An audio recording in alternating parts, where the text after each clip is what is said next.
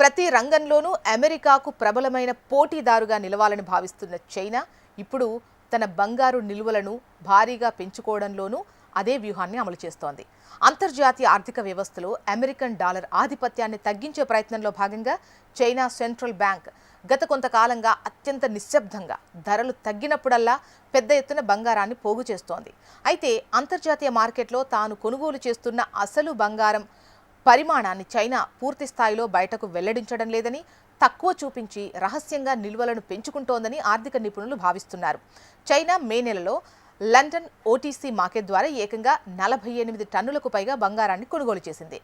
గత ఒక సంవత్సరంలో ఒకే నెలలో చైనా జరిపిన అతిపెద్ద కొనుగోలు ఇదే కావడం మనం గమనించాలి. అయితే చైనా సెంట్రల్ బ్యాంక్ మే నెలలో కేవలం 10 టన్నులు మాత్రమే కొనుగోలు చేసినట్టు అధికారికంగా ప్రకటించింది. అంటే వాస్తవ కొనుగోళ్లు అధికారిక గణాంకాల కంటే దాదాపు 4.8 రెట్లు ఎక్కువ. ఇక జూన్ నెలలో 15 టన్నుల బంగారాన్ని కొనుగోలు చేసినట్టు డ్రాగన్ కంట్రీ ప్రకటించింది. ఇది గత 2.5 సంవత్సరాల్లో దాని అతిపెద్ద నెలవారీ కొనుగోలుగా నిలిచింది. వరుసగా 20వ నెల కూడా చైనా తన వద్ద ఉన్న గోల్డ్ నిల్వలను పెంచుకుంటూ వచ్చింది. ఈ ఏడాది ఇప్పటి వరకు అధికారికంగా 40 టన్నుల కొనుగోళ్లను ప్రకటించినప్పటికీ నిపుణుల అంచనా ప్రకారం చైనా వాస్తవానికి సుమారు 80 టన్నులకు పైగా గోల్డ్ సేకరించింది. చైనా తన బంగారు నిల్వలను కనీసం 5,000 టన్నులకు చేర్చాలని లక్ష్యంగా పెట్టుకున్నప్పటికీ ప్రస్తుతం అత్యధిక పసిడి నిల్వలున్న అమెరికా సరసన చేరడానికి చైనాకు ఇంకా చాలా టైం పడుతుంది.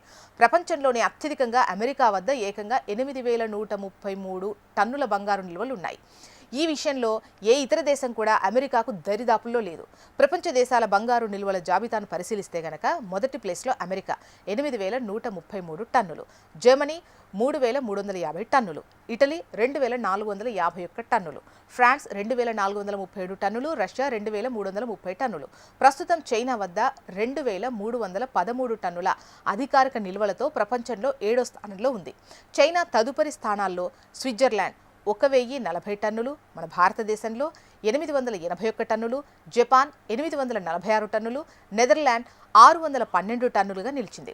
ఇక భౌగోళిక రాజకీయ అనిశ్చితులు, డాలర్ డిమాండ్లో మార్పుల నేపథ్యంలో చైనా ఆడుతున్న ఈ గోల్డ్ గేమ్ రాబోయే రోజుల్లో ప్రపంచ ఆర్థిక రంగంపై తీవ్ర ప్రభావం చూపే అవకాశం ఉందనే విశ్లేషణలు వ్యక్తమవుతున్నాయి.